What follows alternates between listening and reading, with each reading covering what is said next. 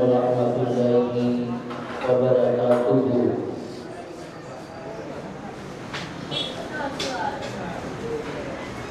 মাশাআল্লাহ, আলহামদুলিল্লাহ। এতক্ষণ খুবই সুন্দর সুমধুর কণ্ঠে হাফেজ মাওলানা রকিবুল্লাহ সাহেবের মুখ থেকে কোরআন ও হাদিসের তাফসীর শুনছিলেন। আমরা আকাঙ্ক্ষায় বসে আছি সুদূর ত্রিপুরা থেকে মাওলানা আব্দুল্লাহ আল নোমান সাহেব তশরিফ, তিনিও পথে আছেন, যত শীঘ্রই এসে যাবেন। আমি আপনাদের গুনাহগার ফাদের ঘরোয়া দু চার কথা আলাপ আলোচনা রাখবো। একটু ধৈর্য ধরে বসে, আমার দিকে তাকিয়ে নয়, আমার দয়ার নবী কত সুন্দর, আমার আল্লাহ পাক কত সুন্দর। আমি ডুপ্লিকেট হতে পারি, আমার দয়ার নবীর একটা কথাও ডুপ্লিকেট নয়। আর আজ বিশ্বের সমস্ত জ্ঞানী পণ্ডিত মহামনীষী কেউ প্রমাণ করতে পারেনি আমার আল্লাহর কথা এবং নবীর কথা একটা মিথ্যে। সকলে বলে। তো সেই দিকে যদি তাকান তাহলে আপনাদের বুঝতে কষ্ট হবে। আর যদি তাকান যে আমাদের মসজিদের ইমাম প্রতি শুক্রবার বা সর্বসময় শুনছি যাচ্ছি, তাহলে কিন্তু আপনাদের বুঝতে বিষয়টা বিশাল লাগবে, চাপ লাগবে। তো আল্লাহর কাছে দোয়া চাই যেন আল্লাহ পাক কিছু এমন কথা বলা যে কথার মধ্যে দিয়ে আল্লাহ আমি অধম আমার হিদায়াত রেখেছেন, এবং যারা শুনছেন সকলের আল্লাহ পাক হিদায়াত রেখেছেন। সকলে বলুন আল্লাহুম্মা আমিন। দেখেন, একটা ছোট্ট কথা বলি। বসিরহাটে আল্লামা হুজুর রহমাতুল্লাহ আলাইহি তিনি লিখেছেন তরিকত দার করুন। অর্থাৎ আজকের মুসলমানের প্রশ্নের দিক লক্ষ্য করে এই কথাটা আমি বলতে বাধ্য হচ্ছি। বলে পীর সাহেবের সঙ্গে সোহবতে থাকলে, উলামাদের সঙ্গে সোহবতে থাকলে একটা ঈমানি স্বাদ, ইসলামের স্বাদ, আর ঈমানি স্বাদ যে হৃদয়ের ভিতরে জাগ্রত হয়ে যায়, সে পশ্চিমকালেও মানুষের সঙ্গে মিথ্যা বলতে পারে না। সকলে বলুন না সুবহানাল্লাহ।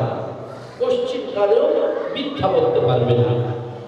জান চলে যাবে, মান চলে যাবে, সব উৎসর্গ হয়ে যাবে আল্লাহর নামে, কিন্তু সত্য থেকে চুল পরিমাণ নড়বে না। সকলে বলুন না সুবহানাল্লাহ। তো সেই ঈমানি স্বাদ আজ আল্লাহ শুকর, ইমাম সাহেবের সোহবতে আলোচনা হচ্ছে। বড় বড় আলেম, ওলামা, পীর, মুর্শিদ, হাজী, গজী বিভিন্ন পন্থা দিয়ে দ্বীন ও শরিয়াতের আলোচনা বারবার হৃদয়ে ঠোকর মারছে। কিন্তু হৃদয়ের হাতটা থেকে একটুখানি ভাবুন, সেই ঈমানি স্বাদ, সেই রুহানি তৃপ্তিদায়ক খোরাক যা হৃদয়ের মধ্যে জাগ্রত হলে মানুষ মিথ্যার আশ্রয় নেয় না, ধোঁকার আশ্রয় নেয় না, জুলুমের আশ্রয় নেয় না, হারামের আশ্রয় নেয় না, সেই জিনিসটি এখন নূর ফুটে উঠেছে। কথা বলেন, হ্যাঁ? তাহলে দুর্বলতা কোন জায়গায়?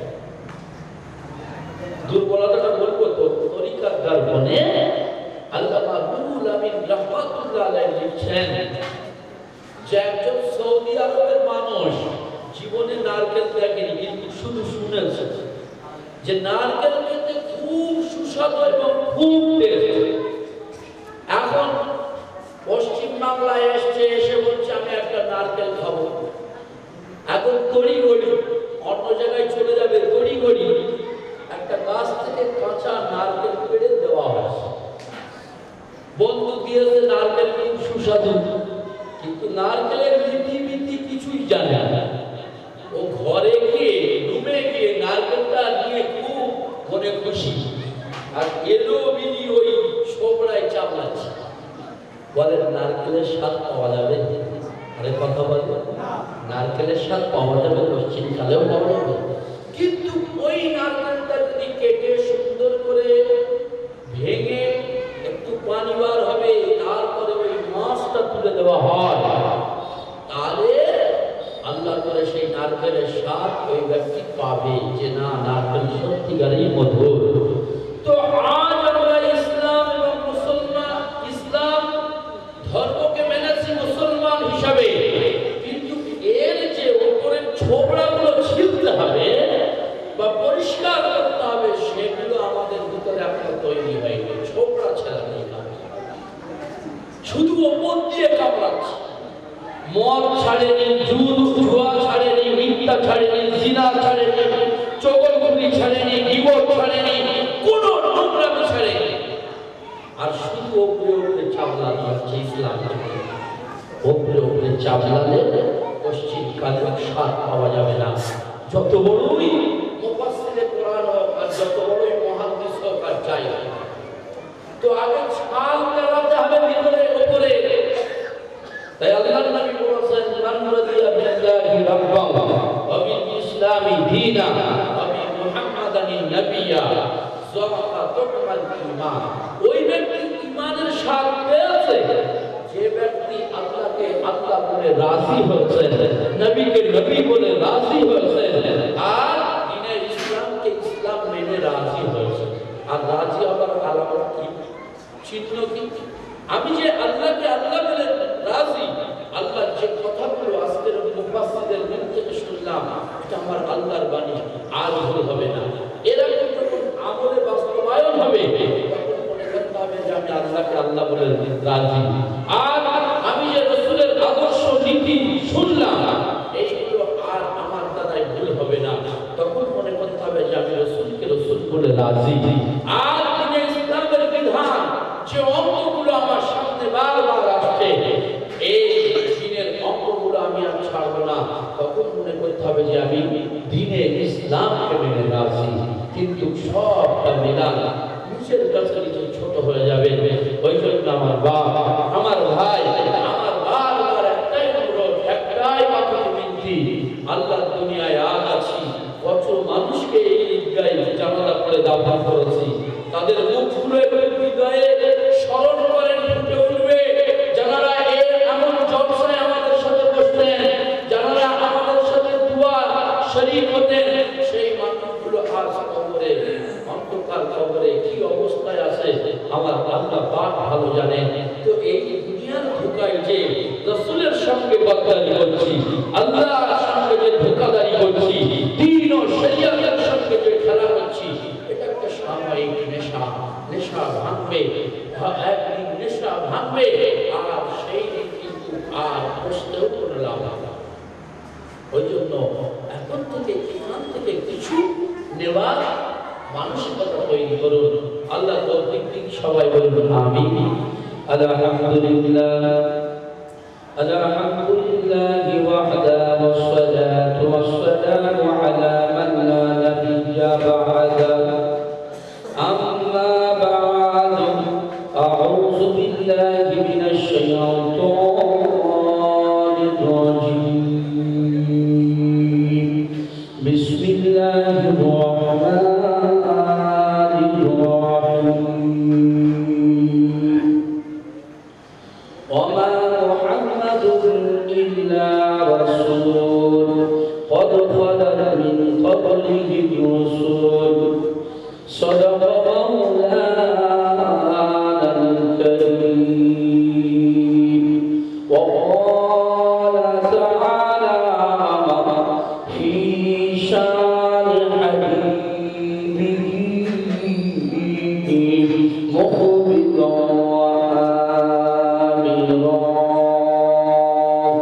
ইন্নাল্লাহা ওয়া মালাইকাতাহু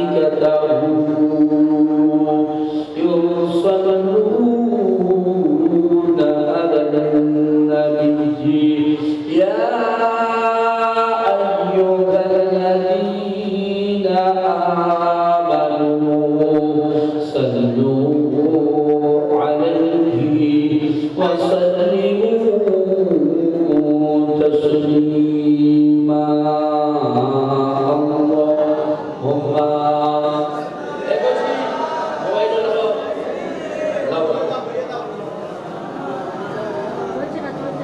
উলামা সাইয়্যিদিনা মাওলানা মুহাম্মাদুর মরুর বুকে কারো প্রেমে মরুর বুকে কারো প্রেমে পিছু সুধা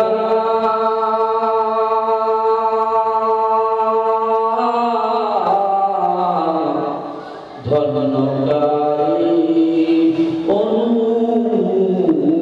অনুরাগী সকল বাদর হারা তুমি উঠিল ঝড় প্রেমের তপবনে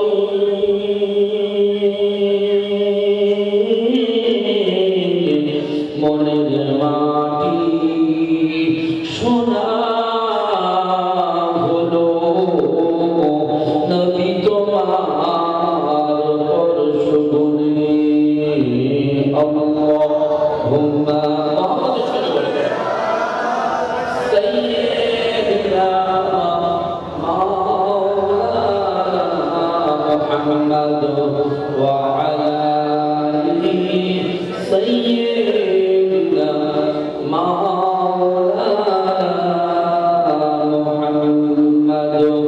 ঈসা মুসা ইব্রাহিম নূহ দাউদ সবই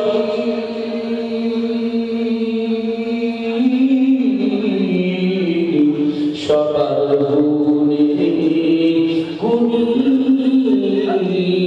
তুমি আমার সোনার নবী আল্লাহুম্মা সাল্লি আলা সাইয়্যিদিনা মাওলানা মুহাম্মাদ ওয়া আলা আলিহি সাইয়্যিদিনা মাওলানা মুহাম্মাদ লা ইলাহা ইল্লাল্লাহ লা ইলাহা ইল্লাল্লাহ লা ইলাহা ইল্লাল্লাহ মুহাম্মাদুর রাসূলুল্লাহ সাল্লাল্লাহু আলাইহি ওয়াসাল্লাম আল্লাহু আল্লাহ আল্লাহু আল্লাহ আল্লাহু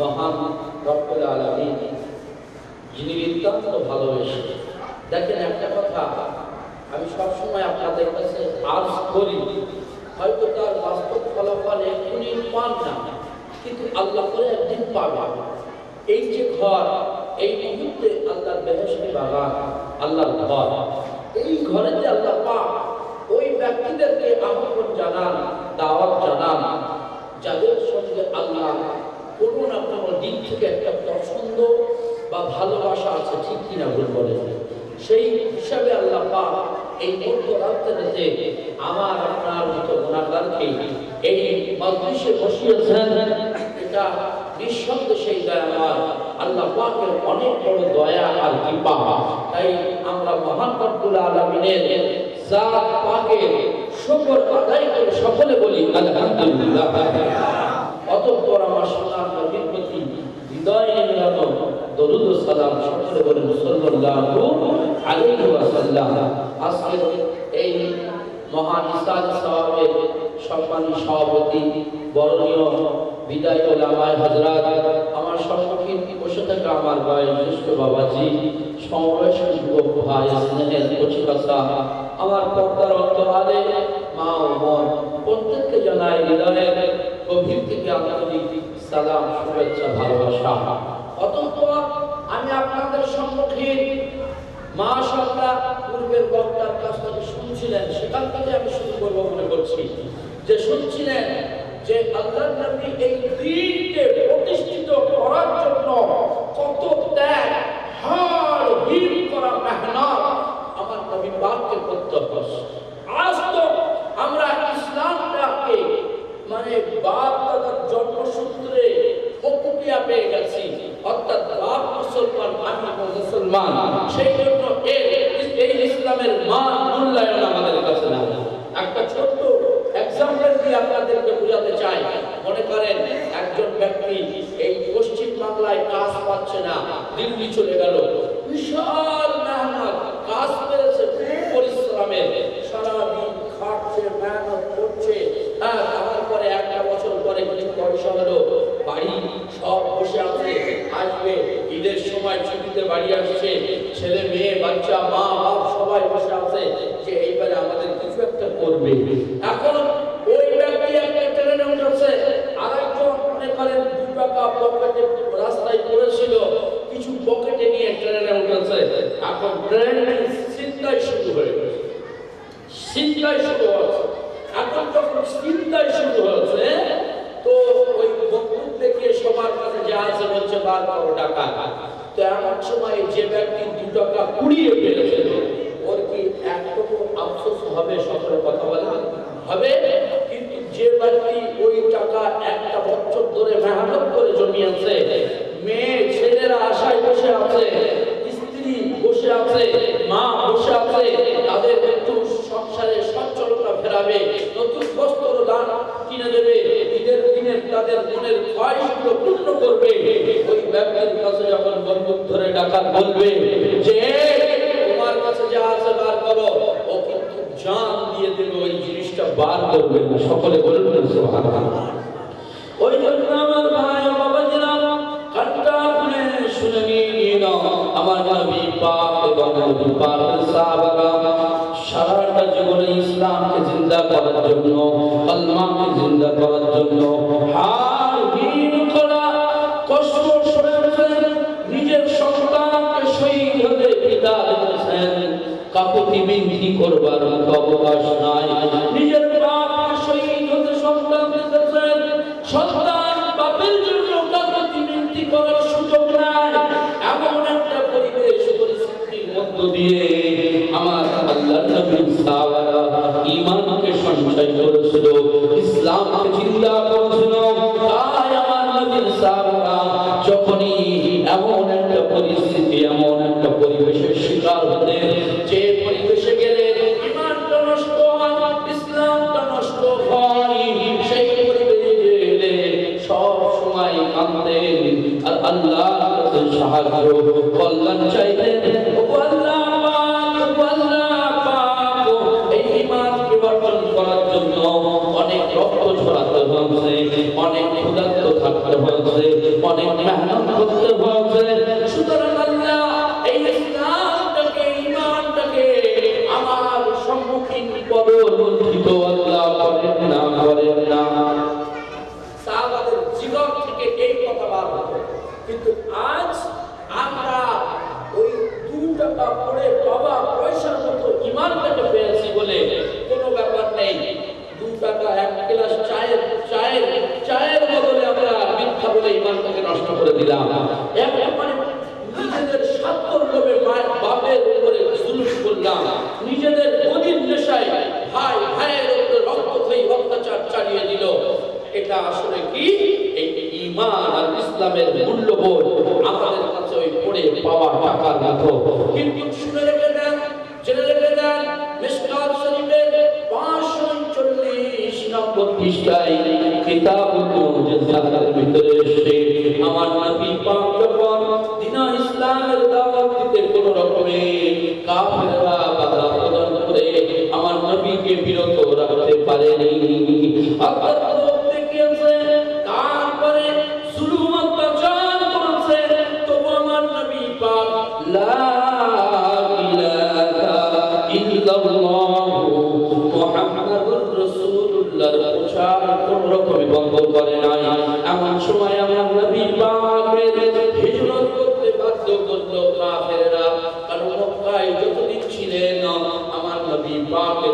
খাদিজা স্ত্রী এবং আবু তালেব, এই দুইজন বাঘের ন্যায় আমার নবীর ঢাল হয়ে সাহায্য করেছিল। কাফেররা জুলুম অত্যাচার করতে সাহস পায় না, কিন্তু যখন আমার নবীর 52 বছর বয়স, এমন সময়ে আবু তালেব এবং আম্মা খাদিজা দুইজন দুনিয়ার বুক থেকে বিদায় নিয়ে চলে গেছে। এমন সময়ে আমার নবী আল্লাহর হুকুমে মদিনায় হিজরত করেছেন।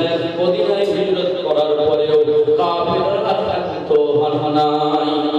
আজও সেই ঝগড়া লেগে আছে। পৃথিবীর কাফের বেঈমানেরা সব একযোগে ইসলাম এবং মুসলমানদেরকে মিটানোর সার্বিক চেষ্টা চালিয়েই চলেছে। এক সামনের লড়াই, এক পিছনের লড়াই, এক ঠান্ডা মাথার লড়াই, এক ঘরে ঘরে গুনার বাজার করে দিয়ে, এটাও একটা ইসলাম ধ্বংসের ঠান্ডা পরিকল্পনা। এই বিভিন্ন লড়াইয়ের সম্মুখীন আর মুসলমান। বাইরের লড়াই, সামনের লড়াই, ভিতরের লড়াই। আর এই লড়াইটা শুরু করেছিল আমার সেই নবীর আমল থেকে। তো আমার নবী পাক যখন মদিনায় হিজরত করে চলে আসলেন, এমন সময়ে আমার নবী ভেবেছিল যে আর হয়তো কাফেররা ডিস্টার্ব করবে না, কিন্তু একের পর এক হামলা। প্রথমে যুদ্ধ হলো বদরের। আল্লাহ পাক বদরের যুদ্ধে সাহাবাদের সফলতা দান করলেন। আবার দ্বিতীয় যুদ্ধ হলো খন্দকের যুদ্ধেও প্রাথমিক পর্যায়ে আমার আল্লাহ পাক সাহাবাদেরকে সফলতা দিলেও নবীর মাশওয়ারার খেলাফ করার কারণে আবার যুদ্ধের খায়াটা পড়ে যায়। এইবার তৃতীয় যুদ্ধের ডাক দিয়েছিল। মক্কার কাফেররা সবাই এক, সারা মক্কার কাফেররা এক হয়ে গেছে। ইসলাম এবং মুসলমানকে এইভাবে এক একটা ময়দানে এক একটা গোষ্ঠী জুড়ে দমন করা যাবে না, বরঞ্চ সারা কাফের আরবের এক হতে হবে। খন্দকের যুদ্ধ সম্পর্কে এসে আমার নবী পাক হাদিস শরীফের ভিতরে রওয়ায়াত করছেন, মিশকাত শরীফের 540 নম্বর পৃষ্ঠাতে, যে সমস্ত কাফেররা এক হয়ে ইসলাম এবং মুসলমানদেরকে একেবারে কোরআন থেকে তুলে ফেলা হবে। আমার সময়ে আমার নবীর কাছে খবরটা পৌঁছে গেছে যে কাফেররা সব এক হয়ে গেছে। এই মুহূর্তে আমাদের করণীয় কি কর্তব্য? সাহাবা মাত্র 1,500 আর নারী পুরুষ বাচ্চা কাচ্চা, এই 3-4 হাজার মানুষকে একেবারে তারা উৎখাত করে ফেলবে, মুছে ফেলবে। সৈনিক জমা হয়েছে কাফেরদের পক্ষ থেকে কম বেশি 10,000-10,000-10,000-এর বিশাল সৈন্যবাহিনী একত্রিত হয়েছে আমার নবী এবং সাহাবাদেরকে উৎখাত করার জন্য। মানে আজকের গল্প শেষ, একেবারে মিটিয়ে দেবে। এমন সময় আমার নবী সাহাবাদের নিয়ে আলোচনায় বসেছে এই কঠিন মুহূর্তে কিভাবে এই শত্রুদেরকে প্রতিরোধ করা যায়। তো আমার নবী পাকের সাহাবাদের মধ্যে ছিলেন একজন বয়োজ্যেষ্ঠ এবং সব থেকে জ্ঞানী সাহাবা হযরতে সালমান ফারসি রাদিয়াল্লাহু তাআলা আনহু। সকলে বলুন সুবহানাল্লাহ। যিনি এসেছিলেন সেই মাজুস পারস্য থেকে, তিনি 3 জায়গায় দাসত্বের জীবন যাপন করেছে এই ইসলামকে পাওয়ার জন্য। সকলে বলুন সুবহানাল্লাহ। তার জীবনের করুণ কাহিনী আছে, লম্বা, আমি আপনাদের শুনিয়েছি। যাইবা হোক, এমন সময় আমার নবী পাকের ঘোষণা দিচ্ছে যে ইয়া রাসূলুল্লাহ, আমরা পারস্যে দেখেছি যখন এরকম বিশাল সৈনিকের একটা হামলা হওয়ার আশঙ্কা থাকতো, আমরা তখন সৈন্যপথে বিশাল খন্দক খোদাই করে দিতাম, খন্দক খোদাই করে দিতাম। তো আল্লাহর নবী মশওয়ারাটা খুব পছন্দ করলেন। ঠিক বলেছো, তাহলে এই পথে, এই পথ দিয়ে মক্কার সৈনিকরা প্রবেশ করবে, খন্দক খোদাই হবে। বলছে আমি সেই খন্দকে আল্লাহর শুকর আপনাদের দোয়ায় দিয়েছি।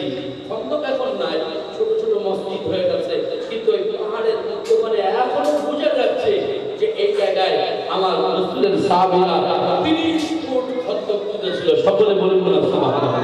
30 ফুট। আর বলছে এই খন্দক খনন কিভাবে হবে পাথর এলাকায়? আল্লাহর নবী সাহাবাদের নিয়ে মাশওয়ারা করছেন, প্রত্যেক সাহাবা 10 হাত করে খনন করবে।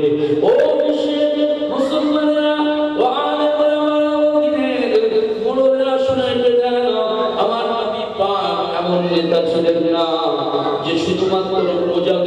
আদেশ করেছেন। এমন সময় আমার নবী পাক ওই 10 খন্দক খোদাইয়ের মধ্যে নিজেও একটা অংশ নিলেন। সকলে বলুন সুবহানাল্লাহ। নিজেও আমার নবীকে দোজাহানের বাদশা, আমার নবীর সম্মান তো কুল কায়নাতের সেরা, তাহলে কেন তিনি ওই খন্দক খোদাইয়ের জন্য খোদার হাতে নেবেন? আমার রাসূল সাহাবাদেরকে শুধু আদেশ করতেন না, আমার রাসূল সাহাবাদের সঙ্গে থেকে কাজে সহযোগিতাও করতেন। সকলে বলুন সুবহানাল্লাহ। আমার সময় খন্দক খোদাই চলছে, সবার মনের ভিতরে ভয় যে আজকে সমস্ত মক্কার কাফেররা রয়েছে, আমাদের আর বাঁচাবে না। কিন্তু এমন সময় আমার নবী পাকের সাহাবীরা এসে জিজ্ঞাসা করছেন, ইয়া রাসূলুল্লাহ, ইয়া হাবিবাল্লাহ, কাফেরদের যখন ওই লশকরের ভয় নিলয়ে ফিরে আসে, কলিজাটা মুখের কাছে এসে যায়, ইয়া রাসূলুল্লাহ, আপনি কিছু বলে দেন, আপনি কিছু বলে দেন, সেটা করলে যেন ভয়টা কমে। আজ যারা আমাদের ভিতরে একটা বিশাল ত্রাস বারে বারে ধাক্কা মারে যে আজকের যে ভারতের দিল্লির মসনদে যে সরকার বসে আছে, ইসলাম এবং মুসলমানদের বারবার প্রতিটা মুহূর্তে একটা হুমকির সম্মুখীন ধাক্কা দিচ্ছে আর তার বাস্তবায়ন করছে। কিন্তু হৃদয়ের ভিতরে একটা লুকানো ভয় প্রত্যেকের আছে যে এই মুহূর্তে আমাদের কি হবে। তো আমার নবী পাক এমন একটা কঠিন মুহূর্তে সাহাবাদেরকে আদেশ করেছিল যে তোমরা অন্য কিছু করো না, এইটাই করো, হাসবুনাল্লাহু ওয়া নি'মাল ওয়াকিল ওয়া নি'মাল মাওলা ওয়া নি'মাল নাসীর। অর্থাৎ সাহাবাদেরকে বললেন, ও আমার সাহাবারা, তোমরা মুখেতে এইটাই বলো যে হাসবুনাল্লাহ। পৃথিবীর বুকে যতই শক্তিশালী হোক, যতই সৈনিক হোক, আর যতই অস্ত্র-শস্ত্র থাক, আর যতই পরমাণু থাক, হাসবুনাল্লাহ, আল্লাহ আমার জন্য যথেষ্ট। সকলে বলুন সুবহানাল্লাহ। জোরে বলবেন না সুবহানাল্লাহ? বলে আজকে যদি আল্লাহ আমাদের রক্ষা করে, এই ভারতের কোন সরকারের ক্ষমতা আছে আমাদেরকে মেরে ফেলবে? ক্ষমতা আছে না। তাহলে আমার রাসূলের সাহাবাদেরকে আল্লাহ রাসূল শেখাচ্ছেন, বলো হাসবুনাল্লাহু ওয়া নি'মাল ওয়াকিল ওয়া নি'মাল মাওলা ওয়া নি'মাল নাসীর। আর আমার আল্লাহ হচ্ছে উত্তম সাহায্যকারী। সকলে বলুন না সুবহানাল্লাহ। আর আমার আল্লাহ পাক সাহায্য করেছেন। তার প্রমাণ হযরত আবু বকর রাদিয়াল্লাহু তাআলা আনহু শাসন আমলে আব্দুল্লাহ ইবনে ওমরের নেতৃত্বে একটা যুদ্ধ সংগঠিত হয়েছিল রোমী সৈনিকদের।